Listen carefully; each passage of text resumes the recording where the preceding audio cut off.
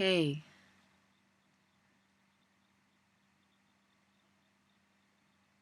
So we're looking at lesson 3.3 in the grade 9 applied level course, and it's the first video part type lesson so far, and this is looking at different angle types, and I so clearly remember learning this stuff when I was I don't know, however old I was, and I think that you have seen this before, whether you remember it or not. But we are looking at parallel lines specifically, and so what you have on your page is a pattern of two parallel lines, and they just have some transversal coming up through them, splitting them. They're not necessarily in half. And we're looking at all the angles related to parallel lines. And so the first rule we're looking at we call the F rule. So if you know, unlike the F bomb, by the way, this is the F rule. So if you drew an F on your parallel lines, just like I have here in red, you should notice. You know, I drew these to indicate that it's parallel. I got my red, and I have angle. This X refers to the angle between here and here. This Y refers to the angle between here and here. And they're the same.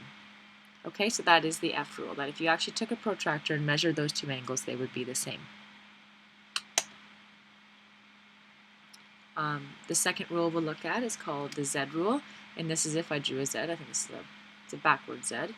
But I could, the thing is, maybe an important point to note is I could draw it in exactly the other direction. I could draw it down up here, down in this way, and the same rule would apply. But again, they're parallel lines, but if I had a Z, or in this case a backward Z, is a forward Z or a backward Z, and the angle sort of on the inside between adjacent sides, okay, they're equal to each other. So X equals Y. All right, so we'll just write down the rules, and then I've got a really wicked example. I'm just going through sort of an application of all the different angle rules we've learned so far. Third is the C rules. We did the F rule, the Z rule, the C rule. The C rule is the only one that's a little bit different. In the C rule, you see, you make a C, you see, like this. And the inside angles, as long as the lines are parallel, the inside angles will add up to 180. So X plus Y equals 180. And then finally, the last little rule that I use all the time is the X rule. And the X rule just says that opposite angles are equal. So if you have two straight lines crossing each other, making an X, X and Y will be equal to each other. And as well, A and B will be equal to each other, but not necessarily. Like X, if X was 40, Y would be 40.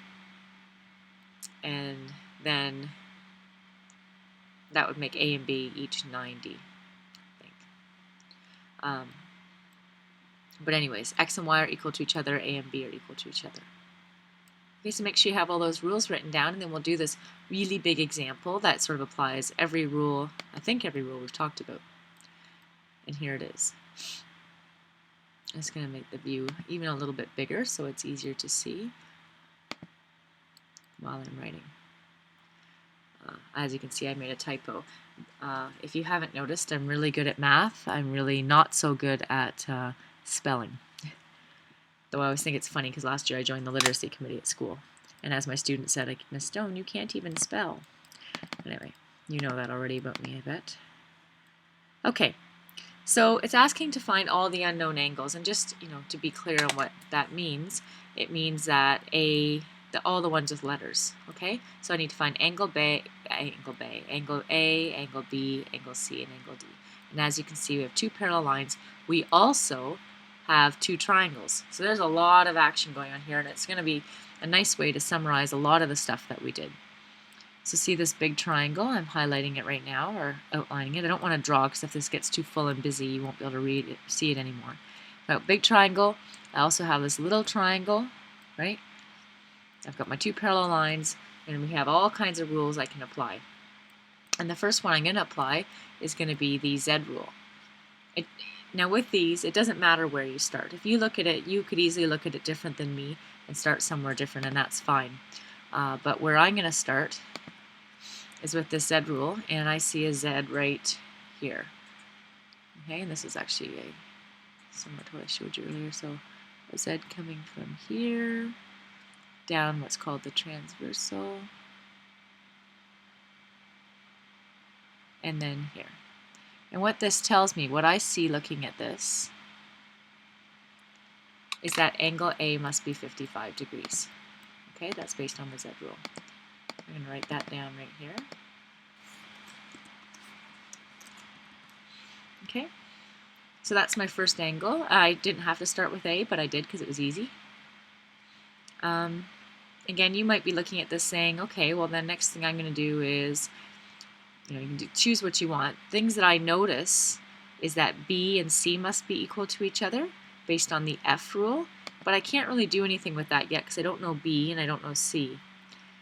But what I do see looking by C is that, and I think I told you previously, that if you have a straight line like this, the two, and sort of split, the two angles add up to 115.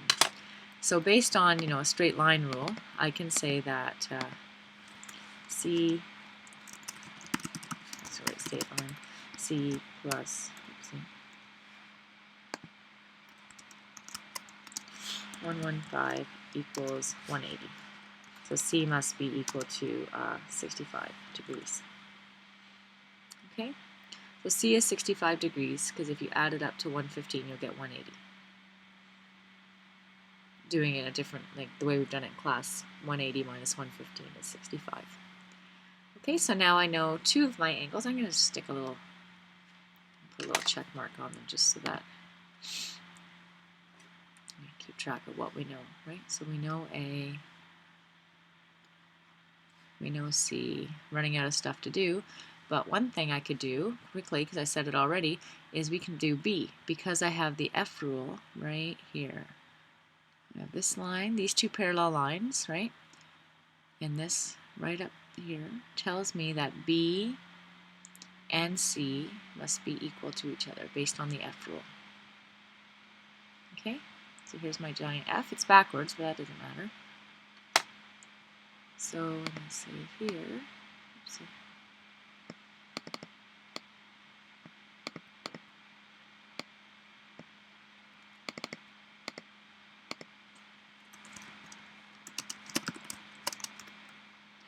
B plus C, or B equals C.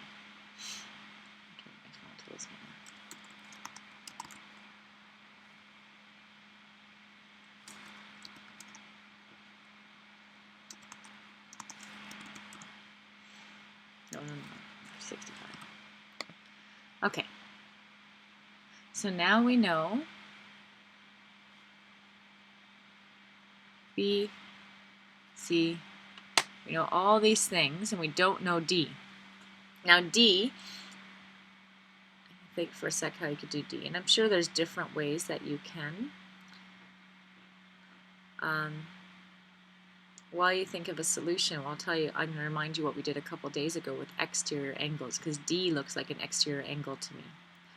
And if it's an exterior angle to this giant triangle right here, see this triangle I'm drawing, sort of outlining with my mouse right here, all the way around.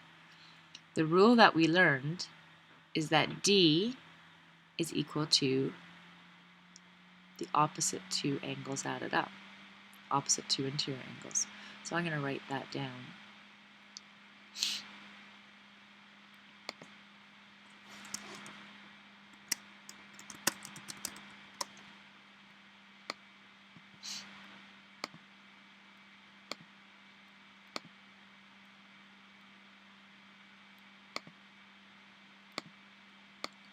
Angle D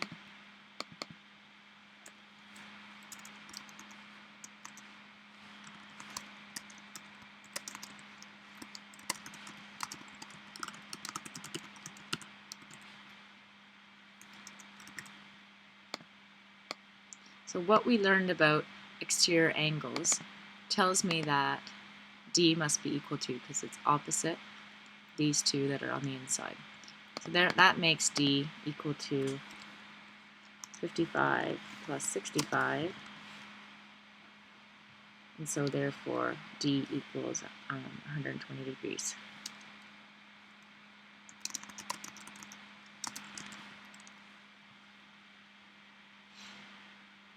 Okay. So that was a really tough one. I chose an example that was tough to show a bunch how we sort of can apply all the rules together. You'll see the first few questions that you do aren't as hard as this one, but then they will get a bit tougher, certainly, and you'll see ones as difficult. All right, have fun.